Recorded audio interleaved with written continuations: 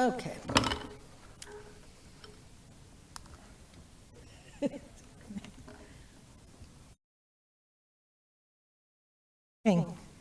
It's 9:02, and this is a meeting of the Volusia Forever Advisory Committee. Welcome to everyone this morning. This will be the last meeting of this particular group. So thank you to everyone in advance for all the good work. I think it's been a productive period for us, and we've done some good work. With that, would you call Jessica? Mary Ann Connors. Here? Wanda Van Dam. Here. Steve Crump. Here. Gerald Fieser. Here. Gamble. Here. Jessica Gow. Here. Derek LaMontagne. Here. Derek Orberg. Here. Suzanne Schreiber. Here. We have a quorum. Thank you. And with that, we will have public participation. We have one request. Ms. Melendez? I'd like to wait until your item comes up? Okay. Sure. Thank you. And we will move to approval of the December 7th, 2022 meeting minutes.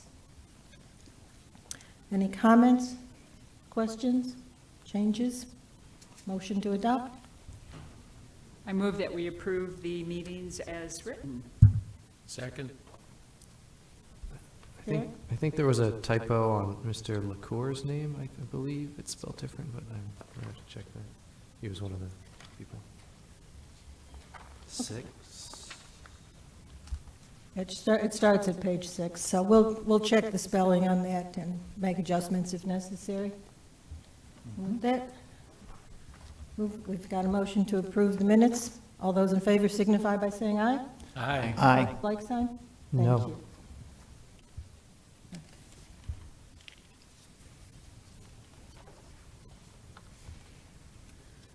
Thank you. Okay. We're now going to move to unfinished business, review of the criteria.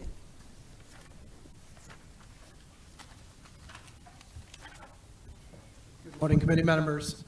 Tim Telfer, Land Acquisition Manager for the Volusia Forever program.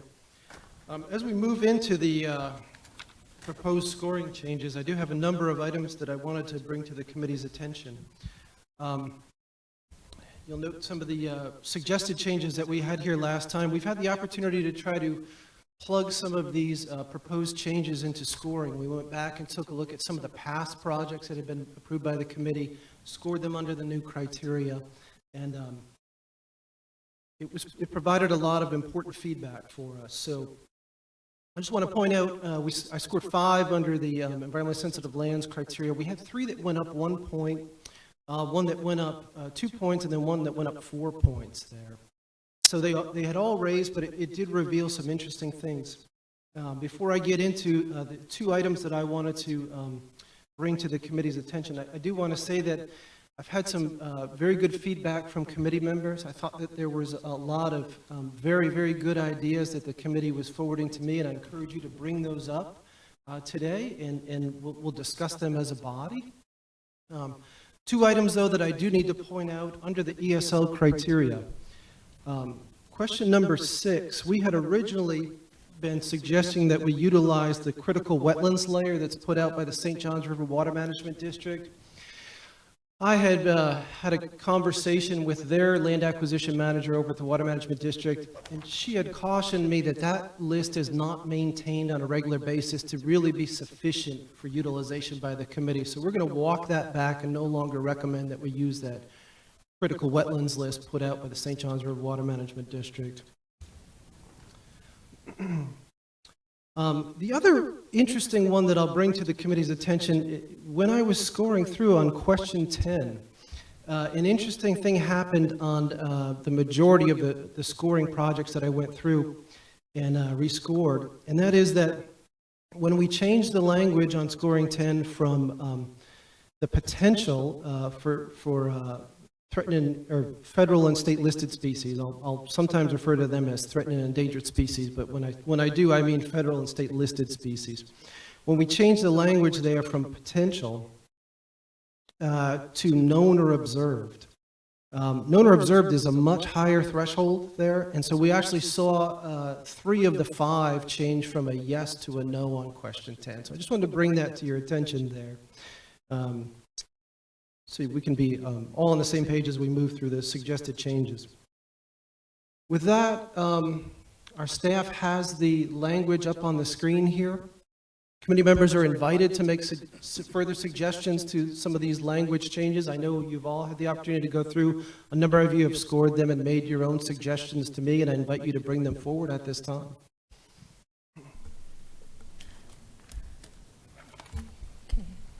So we had no proposed changes to question 1. If any committee members had any suggestions, please let us know now. Otherwise, we'll move forward to question number 2. So for question number 2, we have the suggested language that a new addition is the property and in-holding adjacent to a state or federally designated scenic highway, or will it link 2 or more otherwise unconnected existing conservation properties? With that, I see if there's any feedback from the committee, any proposed further modifications to this item. Yeah, I think I had one on this. Let me make sure I'm on the right. Page 220, item 2. I just specifically said, look at the words properties, and if you flip to page 22, item 3, we have this pretty much the same question, but we listed as lands. And I just wanted to put those two together, either the same word, lands or properties, so that the questions match.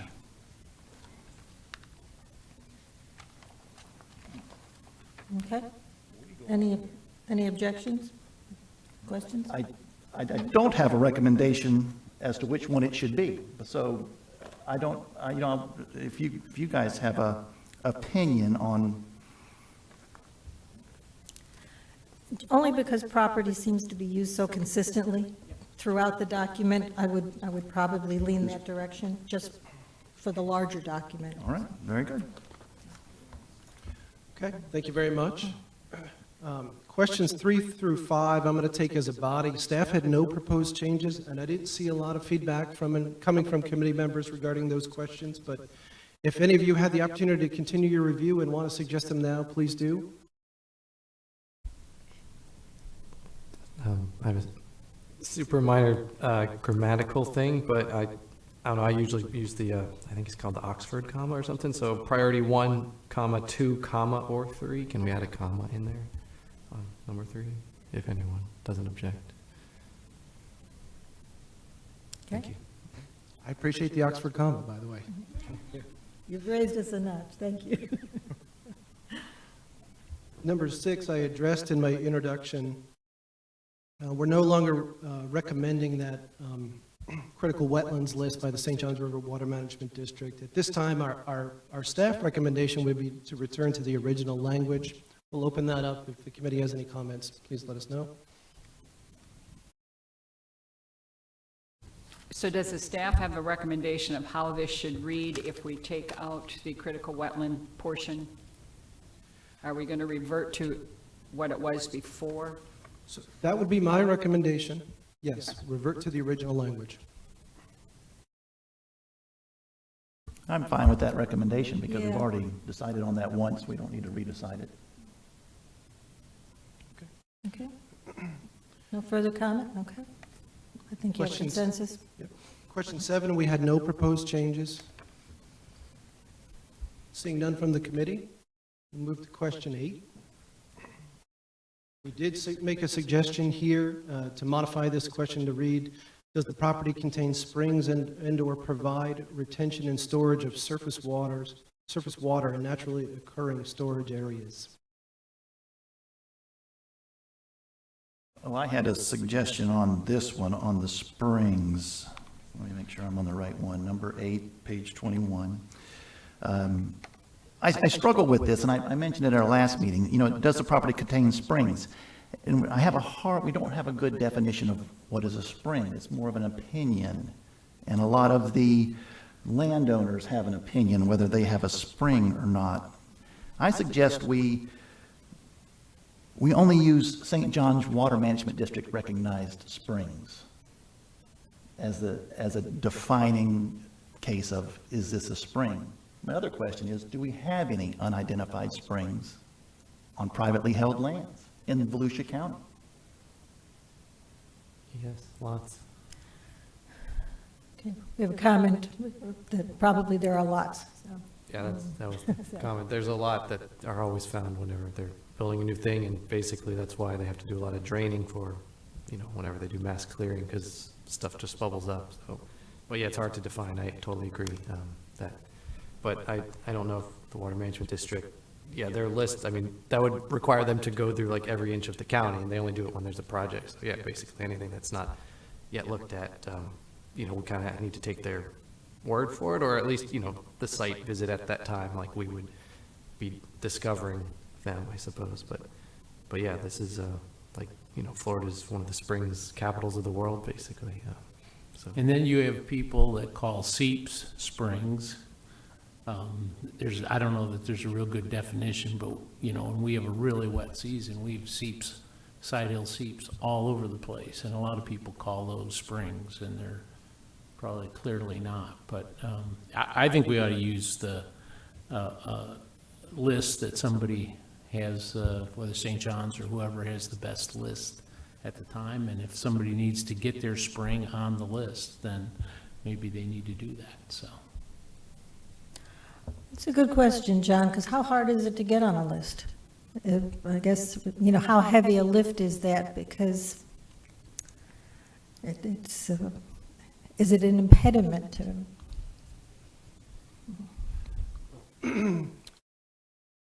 We'd have to research that and have a conversation with the Water Management District. I do want to echo Mr. Gamble's comments and Mr. Crump's comments. There's been numerous times in my previous positions that we've been out on a piece of property and people have thought that they had a spring on their property, but there are seepage slope wetlands, there are saturated soil discharges. It doesn't necessarily mean that that water that you see coming up to the surface is coming from the aquifer. And so my experience in those situations is to defer to the Water Management District staff and their judgment call on whether it is a spring or not. Now, we can come back and report to the committee on the process for them designating a spring if the committee would like. Is there a way, let me ask a different question. I get the St. John's listing, that always makes sense to me as having some objective designation. If a landowner wants to make the case that they have a spring, what direction could we give them? Would it be the same criteria as used by the St. John's, or I guess, is there a guidance for somebody who wants to make the case that they have a spring? In the old days, when Dave Griffiths was here, he's the sinkhole spring guy, so we used to send him out, but I don't know that you got anybody on staff that has that kind of background anymore, so may have to go to the district or somebody like that. Yeah, I think we'll have to communicate with the Water Management District and bring them in to help make a judgment call in that situation. I can't advise on the process and how long that takes and how responsive they'll be. We can certainly work with the landowner, and it may be a situation where, if this is critical to the application, we take some time, make sure the district has had time to go through and examine the potential spring, and then include that in the report to the Volusia Forever Committee when we present it. Yeah, this falls in that category of things that we would like some leeway, but I think we should start from an objective point. And Yeah, I would then- think there and then needs to someone be a can- definitive determination made early on in the process on what it is. I like having a spring there. I think all springs and everything, we need to protect all we can, but let's define it and not get into a debate later on in the process on what it is. Gerald, are you saying we'll stick with the St. John's as a designation? Okay. Mhm. Or some definitive standard. Definitive expert. That's, yeah. Well, and maybe that's the obligation of the property owner too. There are things that, they can do in terms of enhancing an application. So, yeah. Can I ask a question? So just because it just came up, we're defining terms. Actually, on number 7 beforehand, do we have a term for water body? Is that also defined similarly? Because I know if you have like a little lake on your property, that doesn't count, right? And number 7 just says frontage on a water body. So are we going with the water management district definition of like lakes, rivers, but like how big a lake are we talking? Like, I'm just curious if we define that. You know, we had that come up in another standard where we specified natural water body, Yeah, we did. and I thought that was helpful. Of a because certain it's- size or? Well, it's one of those, is it significant, you know, and that's kind of why the committee exists at some degree. That's our job, is to decide whether it's of significance. But I think starting with natural as opposed to something, you know, a drainage system or, you know, something, even if it was historical, something that was created versus a natural body is an important distinction. Would you that like to help? add those words? I think natural water body is just a good place to start. Is there consensus among the committee? Consensus? Natural? Suzanne? Yes? On number 7, yes. Okay. On number 8, Mhm. I would prefer some other definition than the St. John's personally for spring. And that was the question that I wanted to know, was what you asked, how difficult it is to have St. John's determine if you're a spring or not a spring? Like, what's the process to go through for that? Like, for example, if that took years, then we're missing an opportunity. I don't know how long it takes. I don't know if it's a day, a month, or I have no idea. So to say that they have to meet St. John's, I don't know right now that I could make a good determination myself to decide that, if you understand what I'm saying. I do, and I, as I said, I think the St. John's we're discussing as a baseline with at least the option for another definition. I think a property owner can come in, but that's why we were saying, I think having some description of what that designation is based on gives the property owner guidance in terms of at least making an argument, and then it's for the committee. Right. I'm not opposed to a description, but being that I have no idea as to how long it would take at the moment, I'm just saying that if it took a long time, we could miss the opportunity on a property, or the future committee or whoever in the future could miss an opportunity. And I would hate to see that happen because they had to go through with us making a decision or right now. Understood? So, You know, my thought is, it's more often, in my opinion, more often landowners think they have a spring than they actually have a spring. So that actually having to wait for St. John's Water Management to make a determination, I think would be a smaller fraction of the applicants. Well, and I think if we wanted to, we could, I think what we're saying is we want some flexibility in review when it comes to us, but staff needs a standard to review. And so what if you said, you know, as designated by the Water Management District or illustrated by other available evidence, which I like vague language, I'm a lawyer. That gives us the chance to say, okay, well, the applicant submitted photos, staff looks at it and says, yeah, we think that's a spring, it's up to you guys to consider. Or they say, it's not listed on Water Management District, we're not sure, but here are the photos they submitted for you to review. That gives us. as a lawyer, could you live with the word evidence from the property owner? Because I'm trying to, you know, bring them to a responsibility in terms of making their own Right. I position. say we need more than a statement. We need, yeah. Yeah, that they have evidence. Is that acceptable? Okay. I think we've got consensus on that. Could you repeat that for us so we can get it? You see Sarah over there. Yeah, I say it's identified by the Water Management District or by other available evidence. Evidence from, Well, I don't want to say from the property owner because they may not be the ones nominating them. Okay.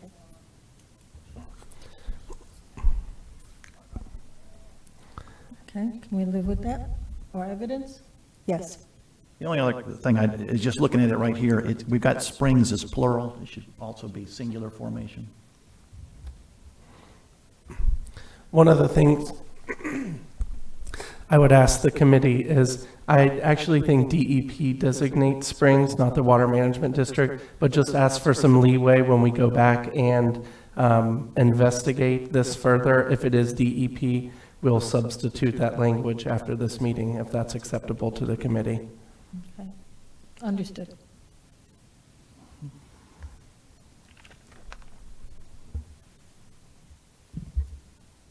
Okay, Question 9. Staff had no proposed changes on question 9. So I have a question on number 9. Does the property have the potential? The word potential to me implies it could be altered. So I read it a few times, and it just, to me, it implies that it could be altered.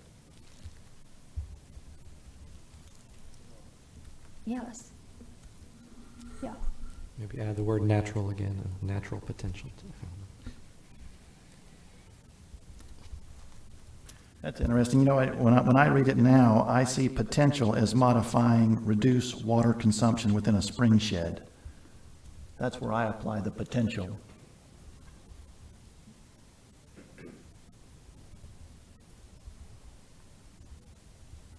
I think your point, Suzanne, was that it's either going to capture beneficial recharge already, right? Correct.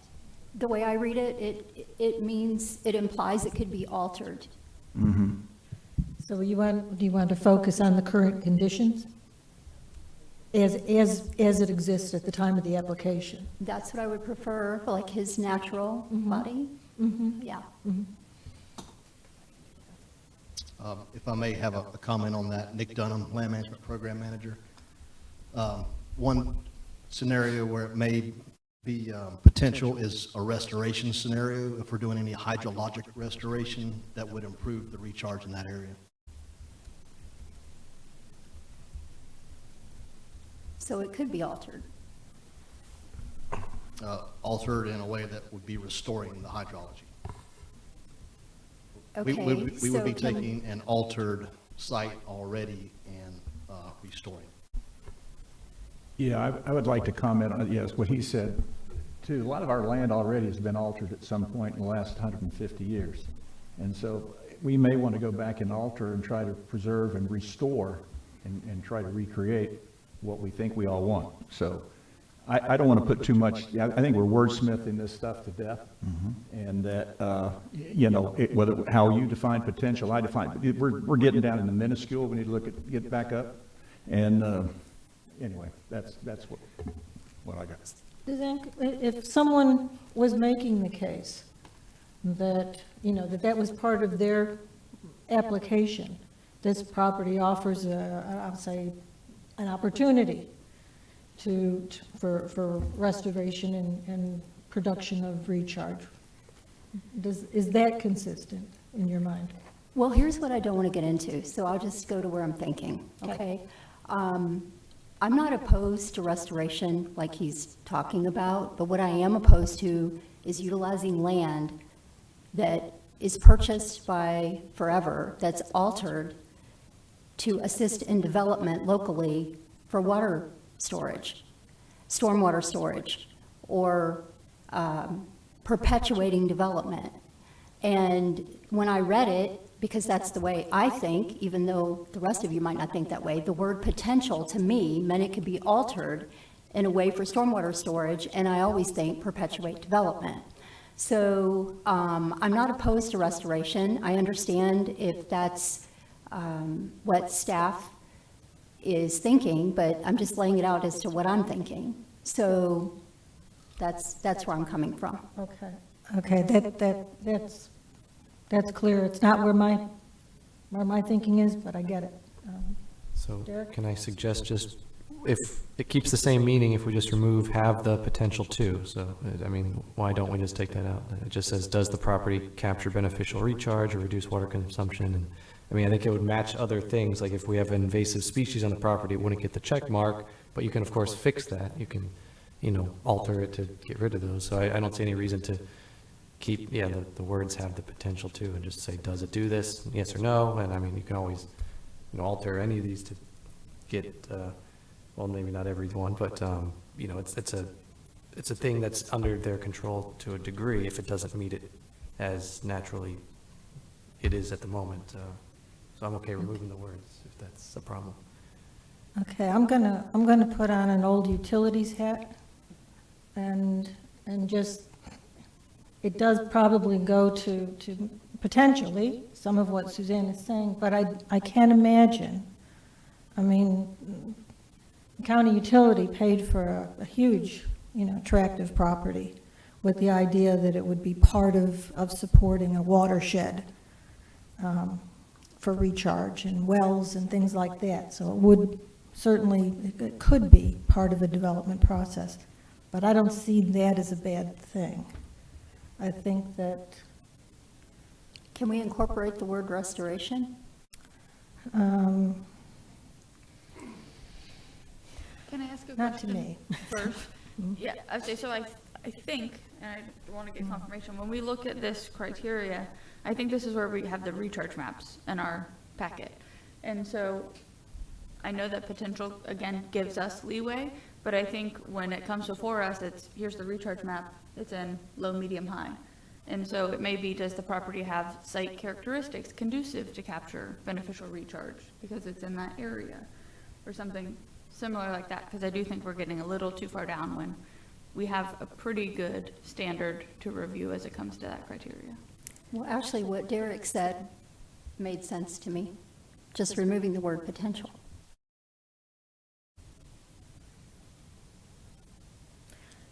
So the question is with or, does it, are we taking it as is, as it currently functions, or are we allowing for the possibility that it's incorporated into restoration or another project?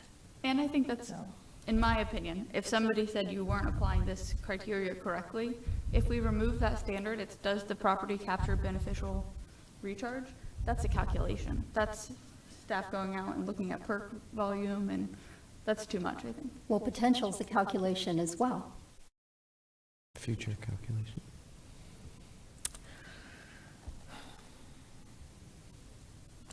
I think it's an interesting discussion we're having. I'm not sure.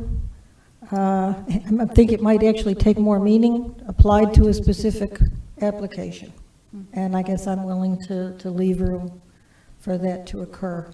And just, I'm going to say, let it be. It'll shake out in real terms as applications come through.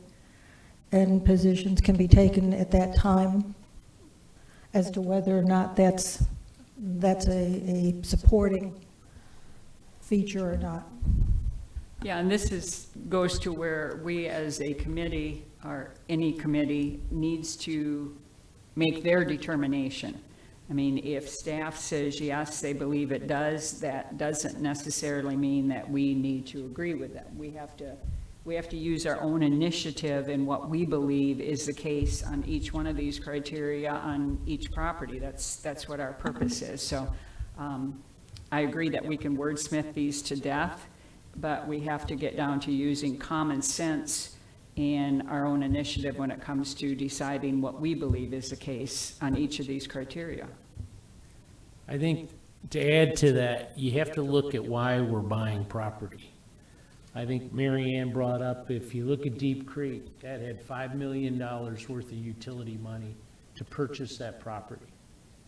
That was with the idea of water production for that property, okay? When these guys buy it, they're limited to any kind of development that they can do. I mean, there's probably some small hydrologic stuff they can do, but it's not it's not being bought for development of drinking water or anything else. If we're doing that, those funds come from someplace else. They don't come from Volusia Forever. So the purpose itself is the protection.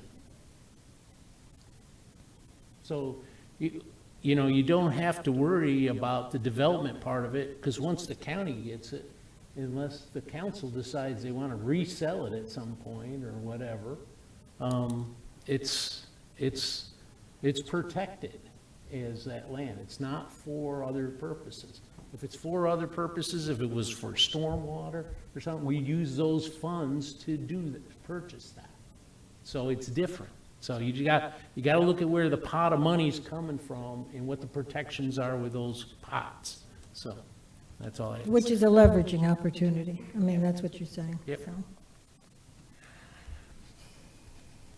Can we live with it as is? I mean, it's a casting a wide net, but I don't think anything bad comes from it, so, I agree with how it's written.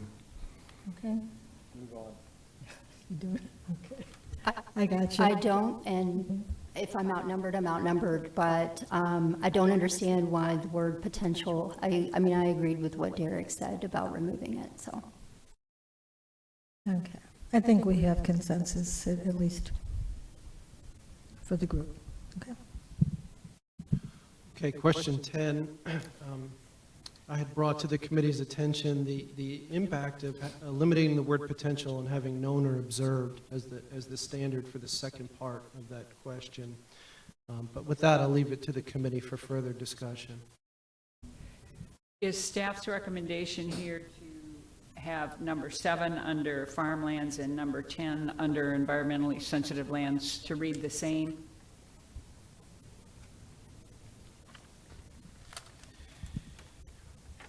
My advice, my guidance would be to have them be consistent, yes. To read the same? 10, 7.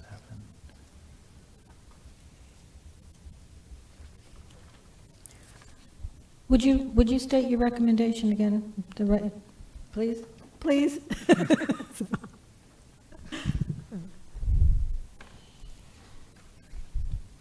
Okay. So I'll jump in here. In the previous iteration of the forest and farmlands, it was known or observed. And we changed that to the subsequent language of potential. Okay?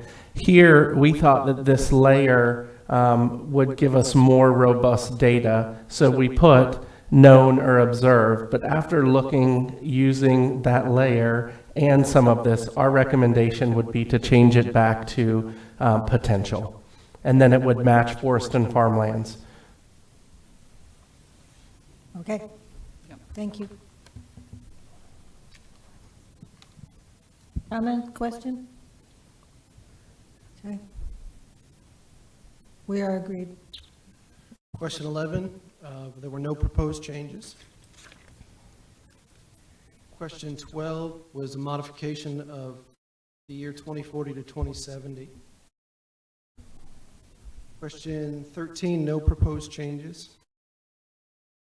I have a question about number 13.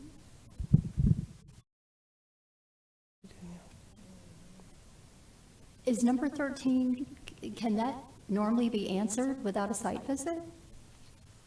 No, you'll see us put unknown on that question very frequently when we submit our reports. And it is something that we actually need to get feet on the ground to make a recommendation on.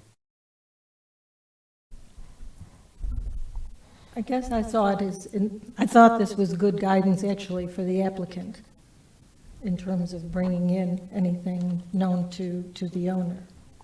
So I think, Yeah, I'm not opposed to the question, I just don't, if they don't do a site visit and we get unknown more often than not, that's my only thing there.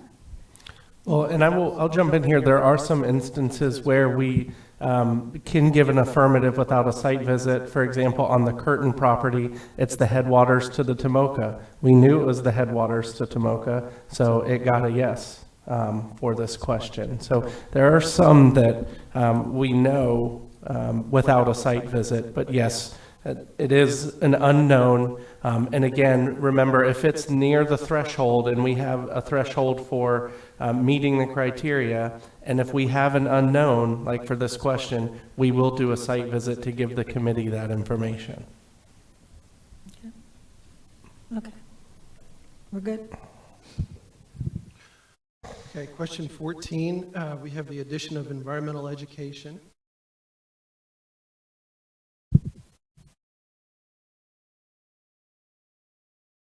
Seeing no discussion. Question 15 and question 16, there were no proposed changes. I have a question about number 14 on trails.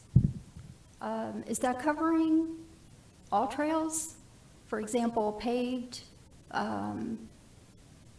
unpaved bike? I mean, trails is wide open? I'm just asking. So the Volusia Forever program is primarily focused on land preservation, but where there are opportunities for passive recreational activities that are compatible with the environmental attributes of the site, they can be incorporated in after acquisition. So by that I mean it's going to be a passive recreation trail. It shouldn't be anything that is be rarely paved. It wouldn't be anything that has extraordinary features that would impact the environment around it. Okay, so I ask because ECHO does the trails that are paved, and we did meet with them, although it's been quite a while. And when I saw the word trails, that's what sparked me to ask this question. Would Volusia Forever be purchasing land that could be altered for paved trails? Is that ever, it's a legitimate question. So I would hope in cases that it could be. I mean, if we had a piece of property that was beautiful and had a lake on it, I would hope that we would make it ADA compliant. And if that means having a paved trail there, I would certainly hope that we would allow that. Now, if you're thinking about running, 27 miles of, dirt tracks to take ATVs or something, no, I agree. But I think we got to, hopefully, the little common sense, prevails in these. Again, I think we're getting it way too into wordsmithing here and trying to look for the boogeyman somewhere. But, we need to be open-minded to all this stuff, to what may happen that's not necessarily bad. Okay, so first of all, I didn't say that I was opposed. It was a question. And I'm starting to be offended that if I ask questions, the committee should allow the questions. I didn't say I didn't want it. It was a legitimate question because we met with the ECHO committee and they were trying to figure out how they could work with us. And I think that stands. I think they did look at us as perhaps presenting an opportunity for some of their activities. I mean, that's what I drew from that. There are lots of types of trails. I do want to point that out. And ultimately, I don't know that it would be this committee's decision either way. I think ultimately some of those things will go to county council. If ECHO looked at a property and said, well, we think we can do this with it, that may happen. And I don't know that it would change what the committee, recommended in terms of an acquisition.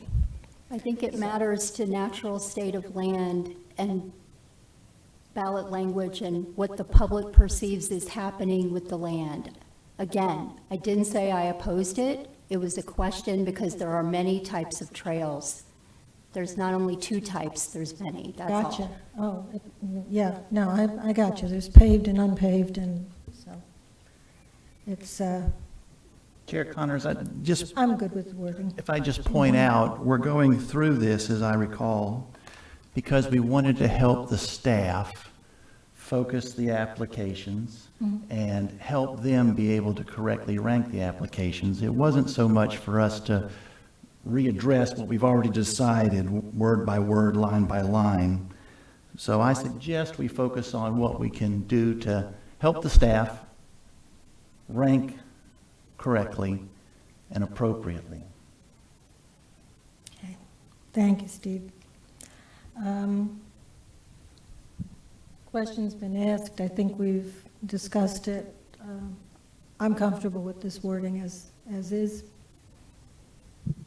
Okay, thank you. Questions 15 and 16, we had no proposed changes. Before, Derek? yeah, sorry, before we leave that page, just the title of that heading, I just don't know if anyone reads it, kind of sounds weird. Recreations lands, it shouldn't just be recreation lands, or am I don't know if you guys hear it differently when I hear it. And maybe hyphenate resource-based, again, I know it is wordsmithing, but it like reflects our, someone might check and just, I suggest those changes. I The appreciate double that. plural is throwing you. Yeah, I mean, I guess it could be, Yeah. is that what we mean, I guess? But, yeah, and hyphenate resource-based as a proper way to do it. Okay, 17, 18 and 19, we had no proposed changes.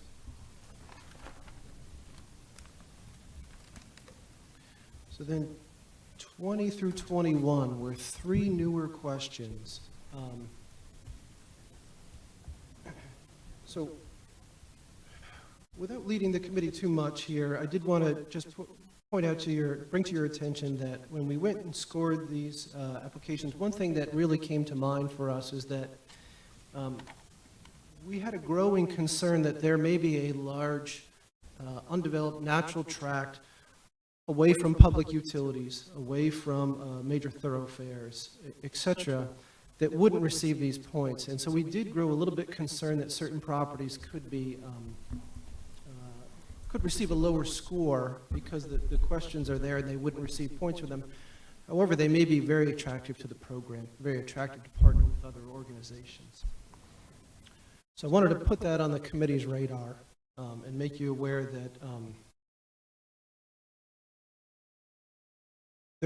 there are some concerns from staff on the way that could be interpreted on certain applications.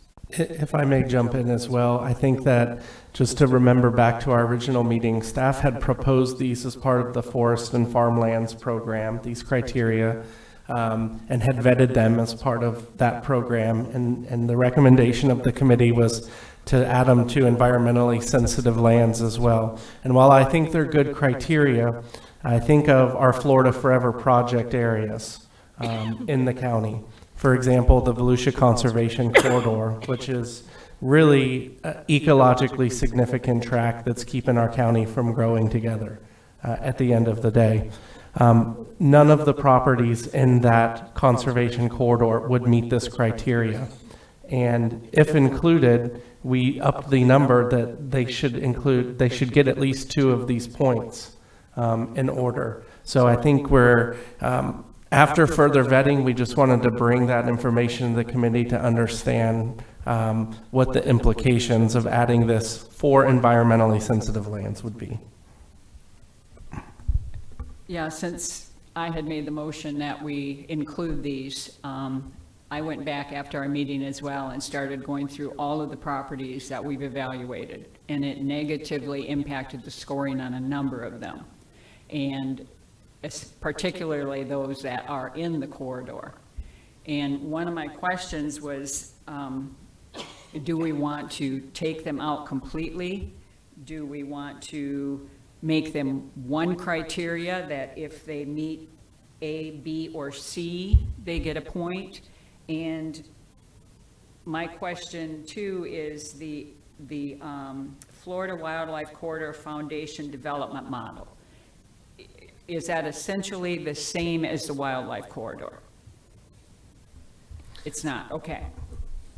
Okay, so would it be an advantage to make this one criteria, that if they did either A or B or C, they got a point? Or do we want to take it out completely? What's the feeling? I agree. This negatively impacts lands that it was not our intent or not my intent when I made the motion to negatively impact the scoring on. I would say I think combining them is a good idea. My suggestion was going to be combine 20 and 21. But I would note the serviced within a mile from water and sewer. I think it should probably be half a mile, because if you have to extend water or sewer 5,000 feet, that's millions of dollars, and it's not really ripe for development, which is what we're trying to guard against. So I'd say half mile and combine them.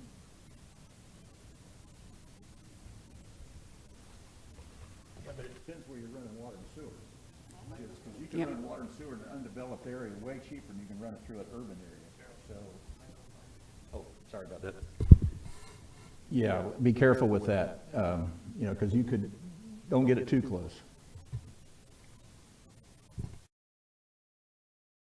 So we have lines going up north right now out of DeLeon, don't we? We got lines going to Leon Springs, and there are many, many parcels, Along the way. big parcels along the way that are back off there. And that was a concern of the DeLeon Springs people when they were running it, that what was going to happen to some of the remaining large parcels.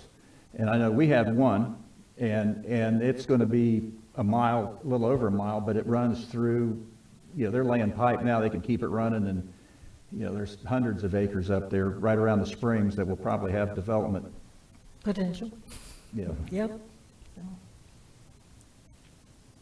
You know, my thought is, I certainly don't want to penalize tracks in the center of the county. Yep. I see that now. So would it be a good idea to combine them as one and then maybe leave our criteria at 10 of what would then be 20? Yeah, could we combine, 20 and 21 combined, and 22 sounds, kind of stands on its own. I think all parcels could get that, but anything having to do with the water lines need to be in one. So would you prefer to see 2 criteria there, or just combine it as 1 and then leave our number of criteria necessary the same? Meaning 10 of 20 rather than upping it. Okay. I mean, I haven't thought through that, but that sounds fine here. I just want to see 20 and 21 put together. And we're not done yet. Yeah. We may have more stuff before it's over with, but let's just combine those two would be my suggestion. Yeah, and that's a dynamic condition too. I mean, that's going to keep changing, so. And I would stay at a mile too. Comments? Tim, can we deal with that, combine those, have it at 1 mile? We certainly can. Okay. Yes. Okay. Okay. We'll move on to forest and farmlands. With the exception of 3, changing conservation lands to conservation properties, as was suggested earlier in the meeting, staff doesn't have any further recommendations for changes. We're going to stand on our previous recommendations.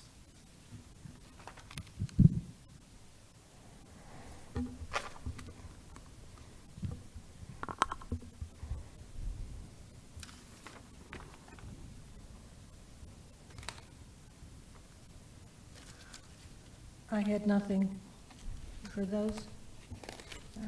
I think the only thing was making the language match between item 10 and 7. Exactly. Yeah. As indicated.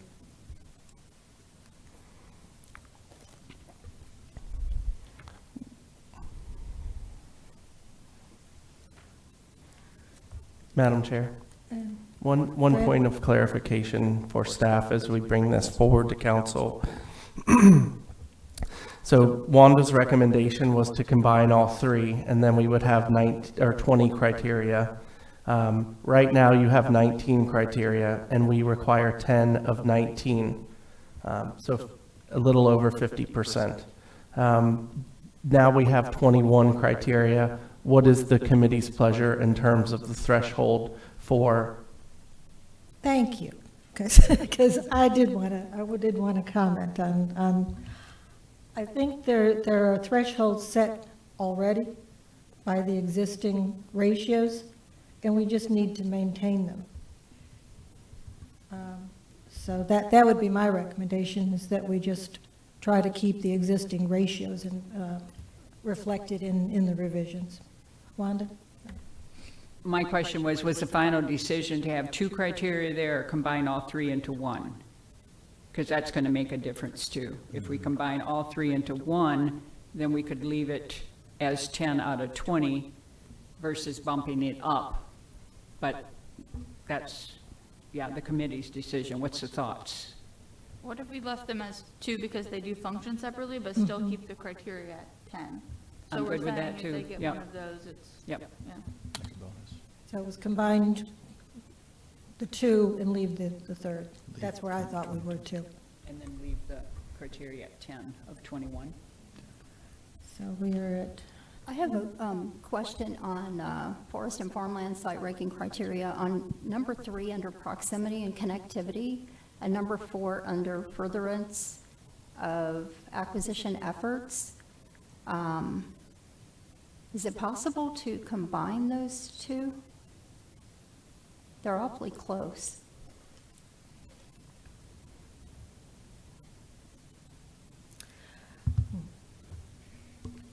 those, It's 3 and 4, Sarah, so if you scroll down for us a little.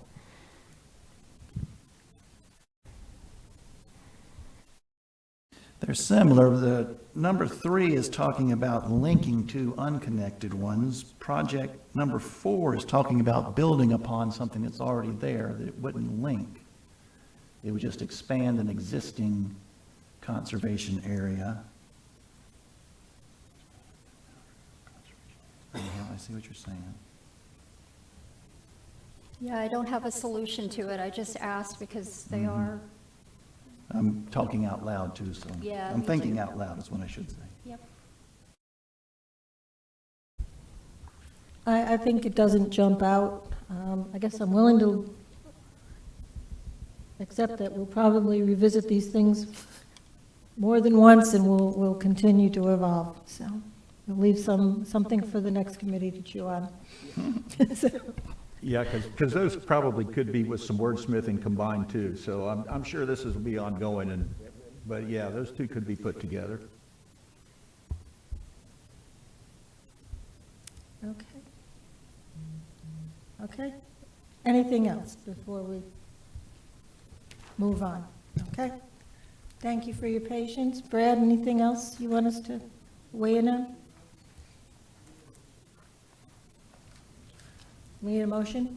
If we could. Okay, motion to approve the changes as discussed and as written. All those, can I get a motion? I'll move we approve the changes we've discussed today. And I'll second that. Motion and second. All those in favor indicate by saying aye. Aye. Opposed, like sign? Thank you. I think one comment, I think going forward though, as we rank these, it'll be interesting to see some of those like 3 and 4. If you have one that meets 3 and it meets 4 and we, either is or isn't, then they probably should be combined. And there might be others in here too, that if they meet one, they're going to meet this one. And so, or if they don't meet one, they're not going to meet the other. And those would probably need to be determined if we're going to keep this, or if the future boards keep that criteria of 9 out, or so many out of so many. So, anyway, that's what I got. Okay? Thank you. Okay, Sarah and Jill, when you have an opportunity, can we put up the PowerPoint?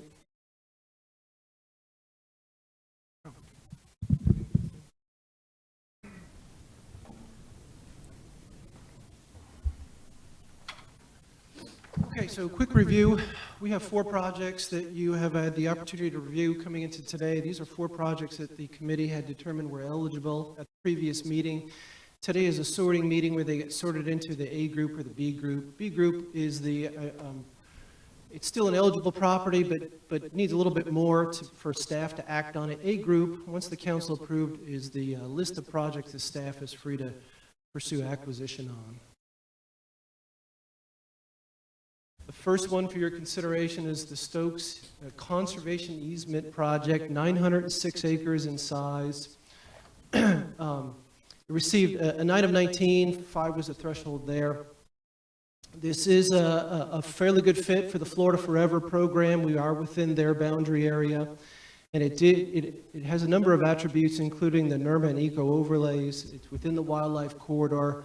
The west boundary abuts the Palm Bluff Conservation Area, and the east boundary abuts Deep Creek. with that, we stand by for a committee ranking recommendation. Any questions or comments? Is there a motion? I'll move that we rank this as an A property. Second. We have a motion to approve it for ranking as A. All those in favor signify by saying aye. Aye. Aye. Opposed, like sign? Thank you.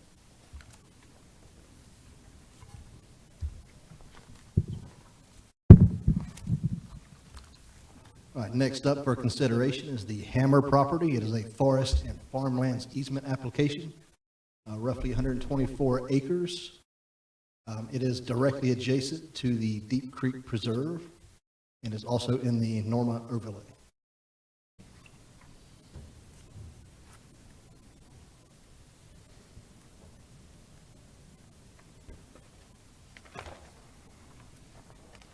Any comments? This property was within the wildlife corridor, correct? Yes, that's correct. And we're at meeting 9 of the 12 Yes, criteria? 9 of 12, threshold here is 7. Okay. I would move to include this on the A list. I'll second. Motion and second. Further discussion? All those in favor signify by saying aye. Aye. Opposed, like sign?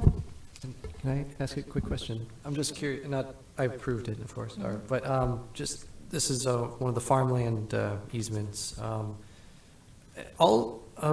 This is general, but for Volusia Forever money, I mean, we're not trying to like split half of the funds for like the farmland acquisitions and half for, I mean, is there any kind of ratio we're going for at all? Or that doesn't matter at all, right, to anybody? It's just whatever's available. Okay, just checking, but yeah, I'll check later too how many have been for the farmlands and how much have been for the other. I'm just curious what the ratio is that we've done so far, but maybe something we can discuss later. Thank you. Okay, item 3. Okay, number 3 is 4-Star Timber. This is environmentally sensitive lands conservation easement, 94 acres in size. It received 6 and 19. The threshold here is 5. We don't see any immediately available matching funds. It is within the NERMA overlay area. It is within the wildlife corridor. And the east side of this property abuts the Clark Bay Conservation Area.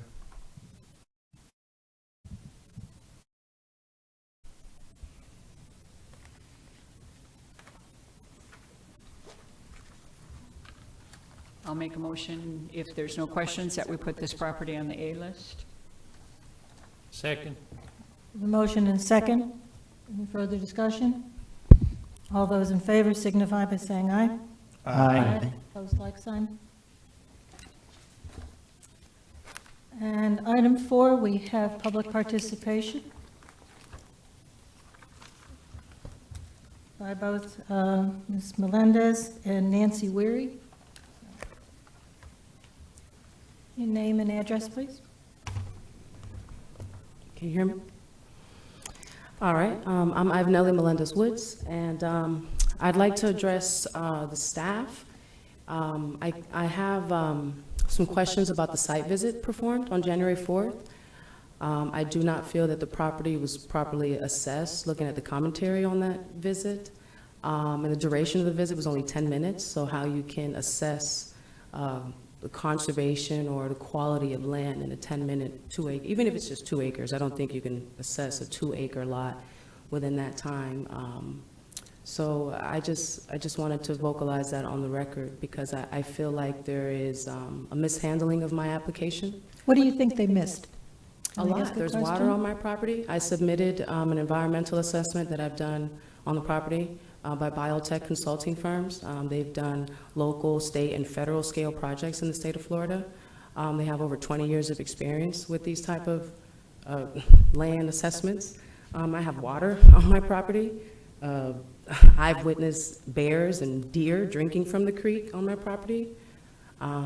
These are things I've seen with my own eyes. So I don't think she could have properly assessed, or Ms. Danielman, Dangelman, I'm sorry if I mispronounced the name. But I contest the visit and the commentary There's no way she could have properly assessed my property in 10 minutes. Okay. So just for clarification, the visit wasn't 10 minutes. 10 minutes is the time between the photo stamps of photographs that were taken on the property. It's not just a 10-minute visit. That's just a duration of time between the first and last photograph there.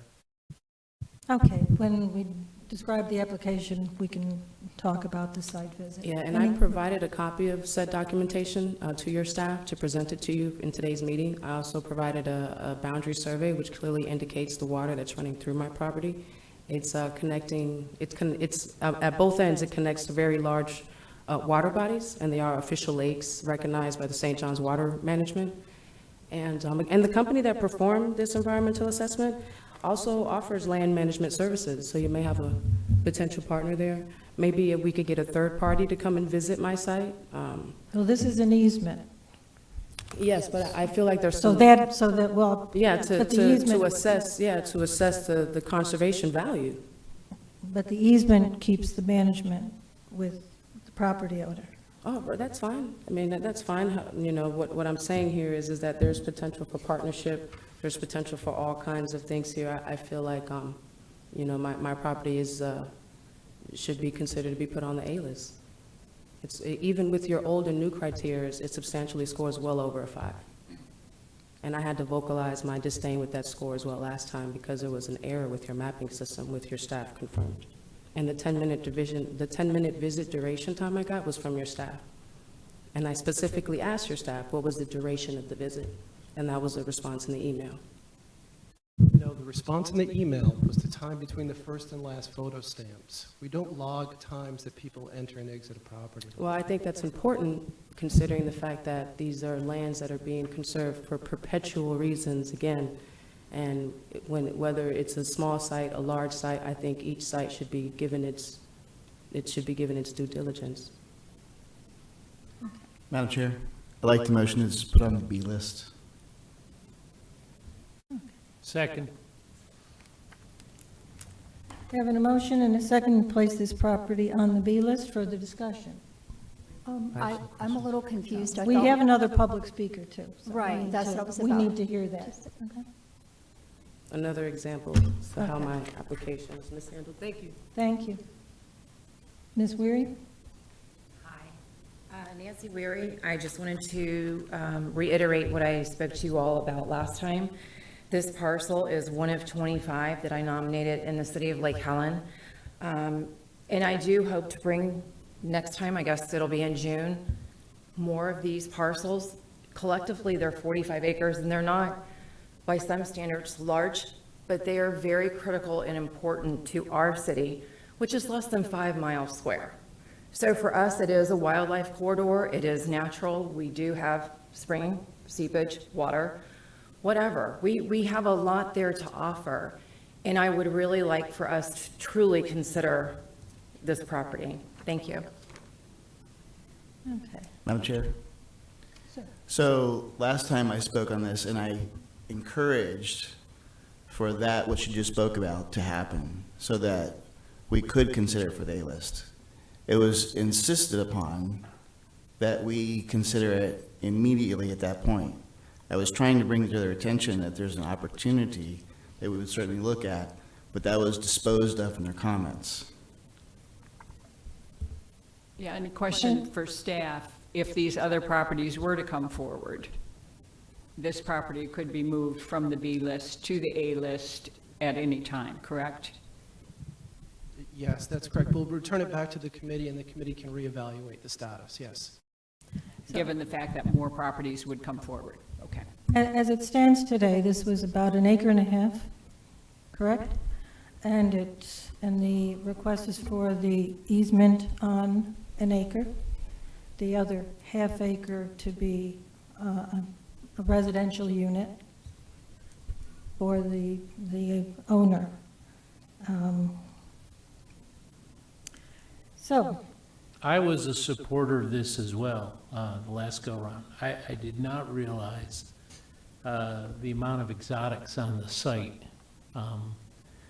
I believe coral ardesia is very toxic to animals, and, you know, so there's nothing going to eat that stuff. and if things that do eat it are gonna get sick. So, when you have that small an area and you have that much exotic, I don't even, knowing what I know now, whether that would even be eligible. They need to do a lot of work in there, stuff out of there. And, you know, the camphor and the rain tree and that stuff, I mean, the whole process of this is, we're talking an easement, so it's not like staff's gonna go in and rehabilitate this. This is the landowner issue. This is not and for us to buy and preserve something like this is kind of contrary to really the purpose we're here. This is not an environmental piece. It needs to have some work done to get it so it is.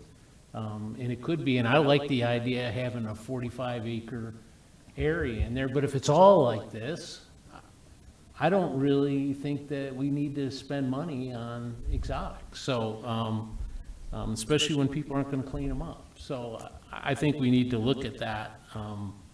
And to me, that's why it ought to go to the B right now, and maybe, you know, not eligible at some point, so, if they don't clean it up, so. I think I was the vote that it wasn't eligible, so it's, I think as a project, maybe this will happen, maybe. But that's not what's before us today. And so we're in that range of what is a potential. It's, again, it's not in front of us today. And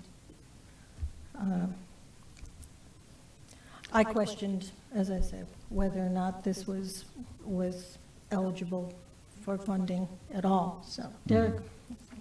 Yes, I would like to ask some questions since we're here today, and, you know, if it gets approved now or in the future as part of a larger one.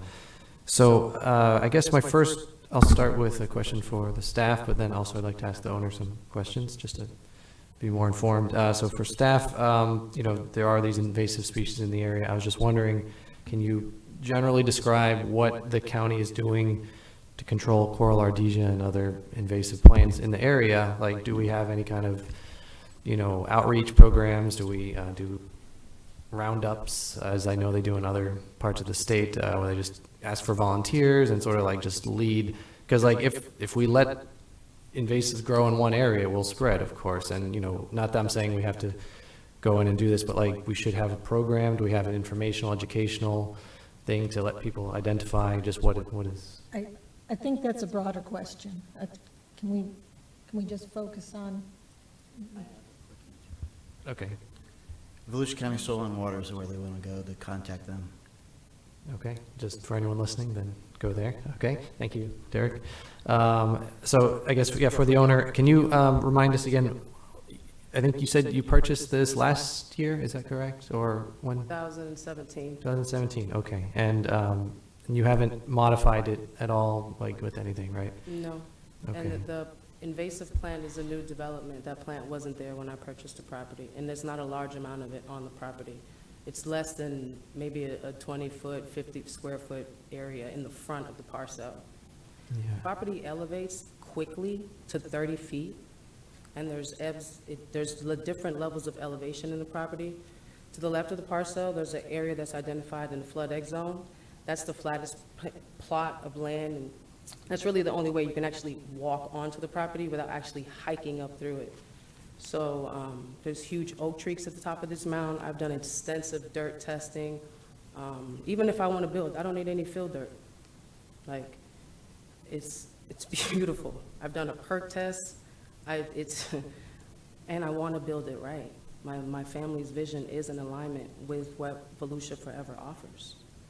So, Like, it's for perpetual conservation. There's wildlife there. They come and drink from the water.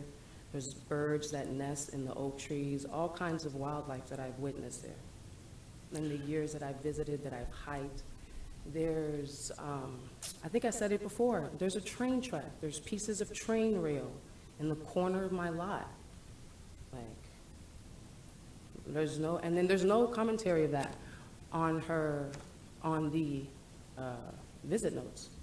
No commentary of the water, no commentary of the creek, no commentary of the trees that should be protected. So I question that. So, yeah, thank you. Can I, a couple more quick questions, again, just so I'm informed. You did provide this additional map, I think, which we don't have in front of us, but did show like wetlands on the north corner and the bottom corner, I think from the company that you said, the biotech. So when you plan to build, are you leaving both that south corner and north corner totally intact? Or Correct. so you would put your house somehow to the west side of, I think, that southern portion? Yes. And then just leave that northern portion completely in easement, but you wouldn't actually be putting that corner on the southeast, which also showed You wetlands. would have to split the parcel vertically, Okay, so you're saying which like part, again, I originally thought it was the north part. thing on the everything to the right where the wetlands and all that is, that would be conserved. And Okay. it would allow the animals to continue to migrate through the corridor that's found in our community. It would allow them to continue to have free access to the water. And we would have to split the parcel vertically. Because Okay, it's, so- it's like it's, you know what I mean? Yeah, I'd have to look at exactly if that's, so 100% of the wetlands are contained on that 50% east side. I think it might stretch a little bit into the just kitty corner kind of, but again, I guess the question is, the purpose is to save 100% of those. Well, can they put the images up? Because I asked for them to be available for this meeting. Yeah, we got them emailed, but I don't. It would make it easier for us to have this conversation. I think, are the images showing, I guess there's been a request to modify the application, is that what I'm understanding?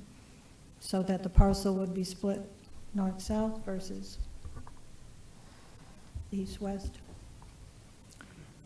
The extent of my knowledge is what's being discussed right now. It's that the applicant requests a vertical split on the property. That's the best I can contribute toward this conversation. Okay. Anything else, Dave? Yeah, that's basically it. I guess also kind of the timeline, again, as was kind of mentioned before, like, we're not trying to shove you away, I think. I'm definitely not. I don't want to be the thing that stops this from happening. I want to see, this conserved as well as any other things that are wetlands and forests and habitat. But yeah, the other people on the board obviously are concerned about, will this be part of a larger project? Can we actually make this contiguous with other things, which I would like to see. But like, it would maybe make sense to have that all together. So I'm just wondering, like, I mean, are you upset? Are you prevented from, doing what you want on your half and just like, when those all come together, then, have it put into the easement? Or would you like to put into easement now and then just officially have the county like acquire it when they do the bigger ones? Because you're, I believe, welcome to just, donate an easement at any time. And that's protected forever. Of course, it's just whether or not we fund it now or fund it like, at a future date, I suppose, from the county money. That's kind of the question. My parcel was nominated by my neighbors, my local community who cares about this land. We live here. I want to die there, okay? The development that's happening in Lake Helen is disgusting, and we need to do something about it. That's why I nominated it. That's why I'm in agreement with this nomination. And when my fellow neighbor told me about it, it made sense. The other owners that are in this 45, this larger vision that Miss Nancy made all of us aware of, she's pioneering this, it makes sense to conserve. Now, I don't want my application to be weighted or, have to wait on everyone else's, because maybe not everyone else will fall in love with this vision. Well, But if it majority stands of on them its own do- today. Exactly, and if majority of them do, of course, this could be something grander. But one of us has to start. One of us in the community has to start. Why not I pioneer that? Like, No. it's necessary. The wildlife here is necessary to conserve in our community, the community that my family and I want to die in. And the goal is perpetual conservation, so that all of my lineage will always be promised to have this delight of wildlife around them. That's what I want. Any further questions for the applicant? Okay, we have a motion and a second. The motion, I think, was to put it on the B list. Correct. In the past, I think we always had to put it on the A list as the initial motion. Am I right on that? No? That was the eligibility thing? Very good, thank you. So if we vote no on B, does that mean we're saying we do on A, essentially? I think there would have to be a follow-up motion. Correct. If you vote no on B, you can make another motion for A, or for lack of a motion, it just would not be placed on either list. And then that recommendation would move to the county council for, their final decision, because you're an advisory board. Okay, so the motion before us is to put it on the B list. Just a question. I think the application we have in front of us is to put the back acre on a list. I've heard instead Now of we're talking preference about a for split. vertical. So I just want to see, the motion should probably reflect that change in the boundary. I don't know if we can. You'd have to amend the motion. But didn't we vote on doesn't it have to be the original, whatever was presented earlier? We voted on the original. We voted on the original one. So I don't know that we can amend it in this process, that now they want to split it or do something different. I think yeah. Gotcha. Well, the boundary has to be identified, because I'm not doing a parcel. No, understood. The question is whether it's based on the original application or as you've requested it be amended. So Russ, I'm going to ask. It would be based on the original application if there's not been an amended application. So if the applicant wants to withdraw the application and resubmit, that's fine I'm as not well. requesting it that it be amended. I'm requesting that it be voted to be placed on the A list, not the B list. But the question is still the boundary of the property. Your original application had a different split than you're now requesting. Original application did not distinguish or identify in the specific boundary. It just indicated an acreage that I was willing to conserve. This is the first time I've actually said anything about an actual specified, I don't understand where this is. Is the 1.54 acres That's just, what you're? No, what I own is 2 acres. I own But what we're 1.54 voting acres. on would be the 1.54 acres, so is that accurate as to what you submitted and what we're voting on? Because that seems to be where the confusion is. It says Oh, I see. 1.54 acres. Oh, I see. Yeah, no, it's not 1.5 acres. It's just 1 acre. 1 acre for you, 1 acre for me. That's 1 acre for conservation, for the wildlife, for the community, and 1 acre from my family and I. So, Okay, so the question is still, what did the original application indicate in terms of where that 1 acre is?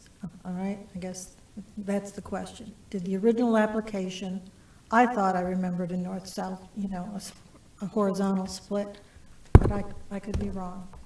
Can you help me with what the original application indicated? Because I want you to be clear on what we're voting on. Yes. So if you want to make an amendment, you can withdraw and come back. But I think we need to be clear on what's being voted on right now.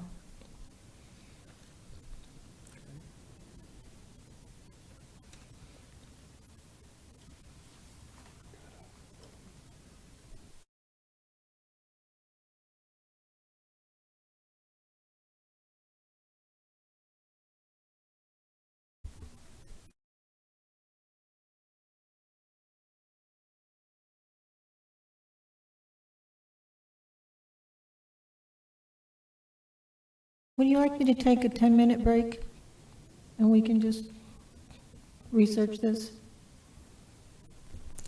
I think at this point, so I'm looking at the application, and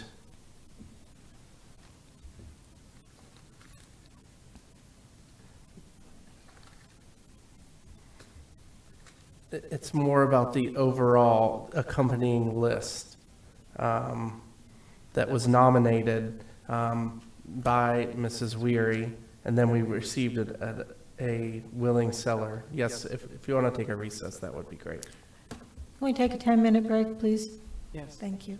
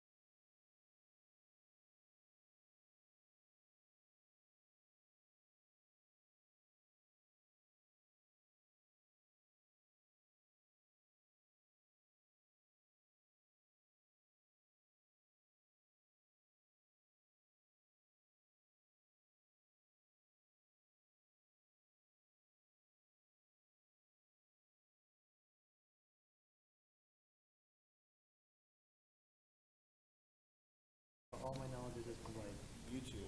So Okay. We need, oops, we're missing someone.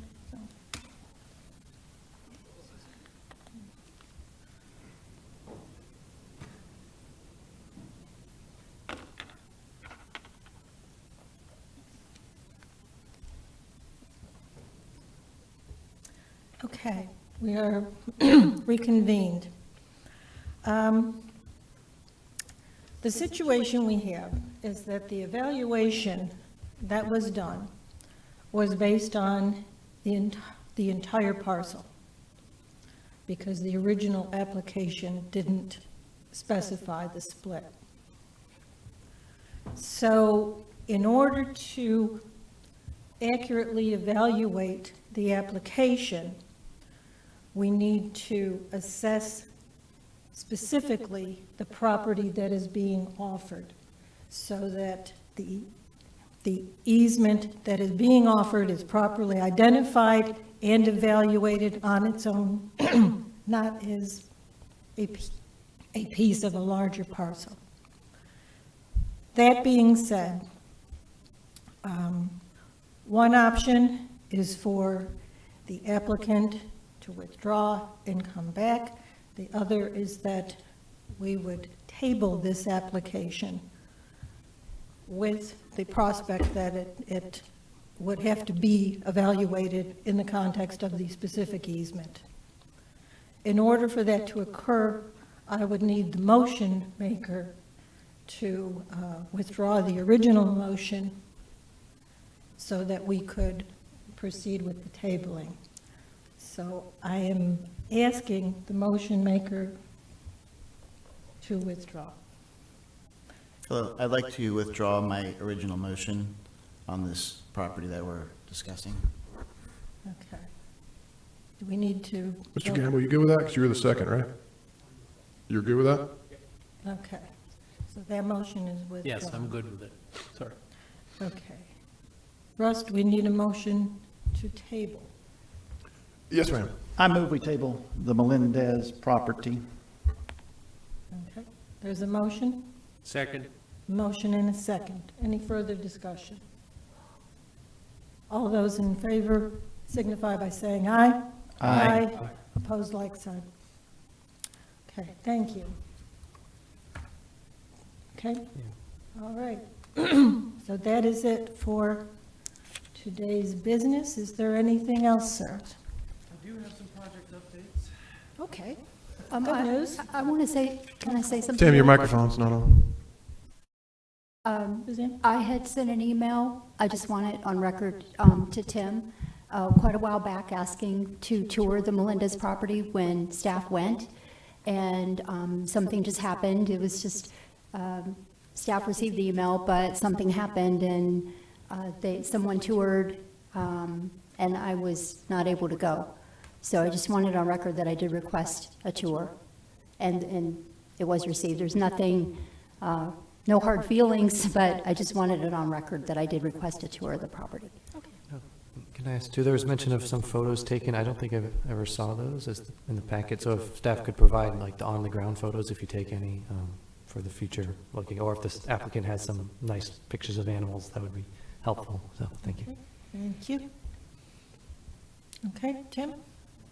Okay, I'm going to start with the Quail Ranch property. This is the 1,300-acre piece off of State Road 415. If you recall, back in October, we submitted that to the Florida Forever program. Staff went over and presented it on December 8th. It was voted to, by the Acquisition and Restoration Council, they passed a motion to have their staff then evaluate the property. So on this past January 19th, approximately 10 of the state employees came out. We gave them a tour of the property. We had a very positive, feedback from them. So, two things I want to put on your radar. Number one, there is going to be a regional hearing on that property in this chamber on March 13th at 4 p.m. You're all invited to attend. The state is going to be here, and they're going to take public testimony regarding the property. It's then going to go back to the Acquisition and Restoration Council for the second vote, and this is the key vote. to have it listed on the Florida Forever project list. That'll be April 14th right now. And as you recall, we talked through this. That's a lot of work just to get on the list. And then from there, you have to work with their triage staff and try to get the state dollars to flow towards the project. But we are making good progress. We have good momentum on this project so far. So March 13th is the next major event. It'll be held in these chambers, 4 p.m. Stuart Howarth is one that we've actually had great communication with the state triage staff, their acquisition staff. It's already within a Florida Forever project boundary. They're actually reviewing it today internally and making a determination on whether they're going to go and pursue acquisition, a state agency. That's roughly 2,000 acres in the southeast corner of the property in the Edgewater area. We've given you a little bit of light information about the county's application for the Regional Conservation Partnership Program. This is a federal matching program. It would make available up to $10 million. Right now, we're working with the Latchwell Conservation Trust in Lake County.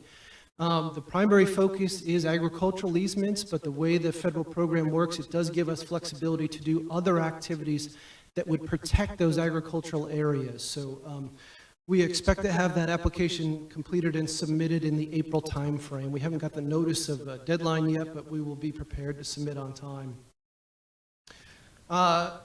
February 7th, Volusia Groves and Cattle. If you recall that 128-acre piece in DeLand off Martin Luther King Boulevard, that's going to go before County Council for consideration. It's already been considered by the city of DeLand. They're going to contribute, they passed a motion to contribute 30% towards that acquisition. Like I said, it'll go before the County Council on the 7th. If the council approves it, we'll start the closing process on that property. We are working right now to move towards the closing on the Doan property. We expect that in mid to late March. We're doing our survey in phase 1 at this time. And the last one I want to put on your radar is the Penland and Pomeranke project. That was 18 acres in the Ormond area. That's already been acquired. There's going to be a ribbon cutting for that property on February 15th at 4:30 p.m. You can park in the Riverbend Nature Park. And that's the extent of my project updates. There was a press release for that ribbon cutting that was released yesterday. We'll forward it to the committee. Did you use any of our funds for that, or was that City of Ormond Beach acquired that? That was a joint project between Volusia Forever, City of Ormond Beach, and the St. Johns River Water Management District.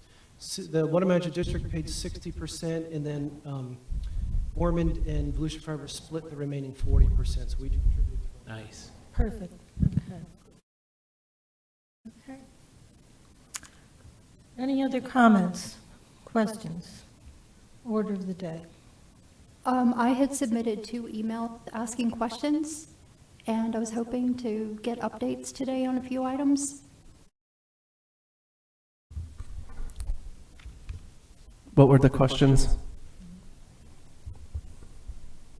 An update on where Gopher Tortoise relocation goes on Forever Lands, which came up at a council meeting. That was one of my questions. I have 4 questions total. That was one question.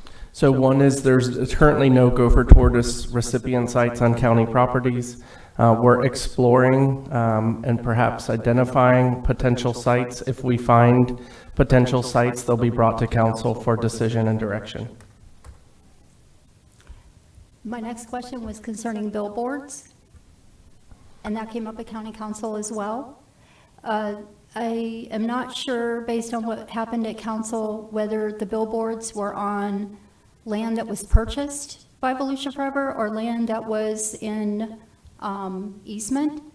So that's my first question pertaining to that. And the second question is, does the county currently make any money from billboards? Because I think my understanding is that the billboards that were on the Forever lands, that a third party or someone else was making the money, the income. So we currently have 6 billboards on conservation lands across the county. All 6 were previously on land that we acquired. When we purchase land, we take over the land lease, and we do see income from that. There's been no direction as to explore other opportunities for the establishment of billboards. It's just on the 6 that we've acquired.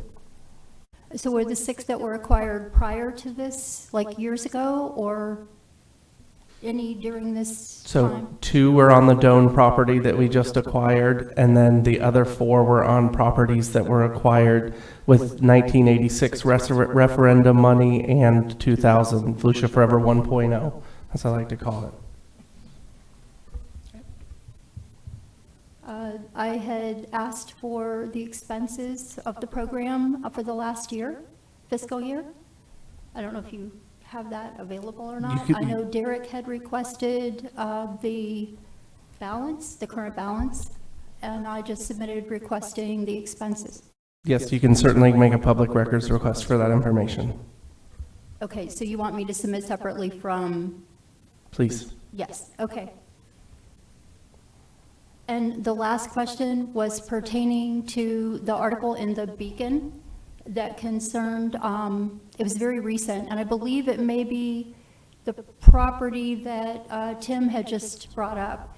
In the Beacon, it said that the city of DeLand was purchasing the property in cooperation with Volusia Forever, and once it was purchased, the land would all be turned over to the city of DeLand.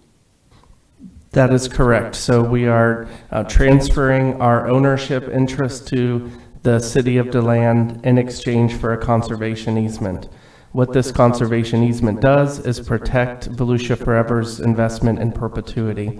If we were to manage it or co-own it, we really wouldn't have an enforcement mechanism if they start to stray from a passive park and evolve into an active park. We're giving them our ownership interest in exchange for that easement to protect our investment and make sure it stays in alignment with the ballot language in perpetuity.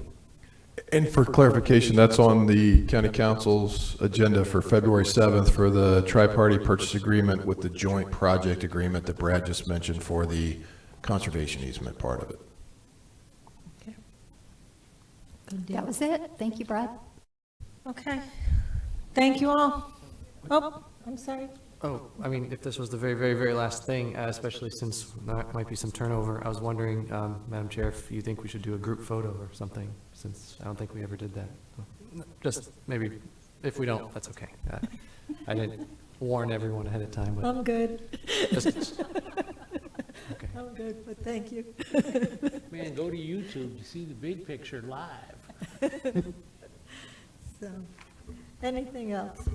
I just say I've enjoyed my time on this committee.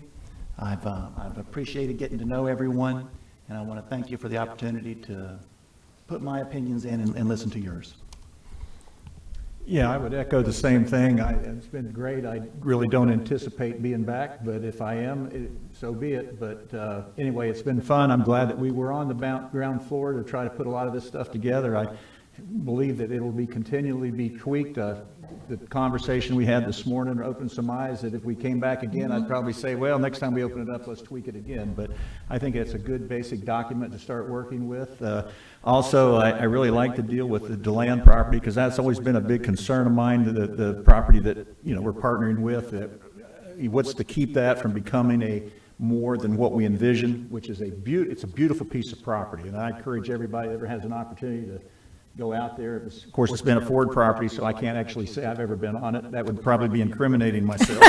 But I've heard it's a beautiful piece of property, and so I want to see it stay that way. And so having a conservation easement on it like that, I think, is a great way to do a partnership, or at least it sounds like it, Great. to where we will have control over what some of these municipalities who are always looking for more active green spaces, you know, since we don't build yards anymore. Thank you. Anything else, Wanda? Just a thank you to staff for all of their work, because there are a lot of things that need to be looked at on each and every property, and I think you guys do a fantastic job. I understand completely why there's some unknowns, and I appreciate you taking the time to point out that if those unknowns were to make a difference in the scoring, for eligible or not, that you would be there looking at it. So I just want to say thank you and recognize your hard work on all of this. Okay. Comments? If I may, I just want to thank everyone for their service. We've done a lot of good work, I think, and laid the foundation for Volusia Forever 2.0 to be successful. And I want to thank you for your service and for your knowledge. I think we've all learned a great deal from you in your areas of expertise and through your opinion. So I think we make better decisions when we have robust debate and diverse viewpoints. So thank you for that. And thank you for your service. And Sarah has some challenge coins for you as a conservation partner with Volusia Forever. So again, thank you. And I know the council thanks you for your service to our community. Okay, thank you. Thank you to the staff. Wanda said it properly. You do a lot of work to make what we do a lot easier than it would be. And I think this committee has done strong work in terms of kicking this off and bringing a diversity of perspectives, opinions, and experience to the table.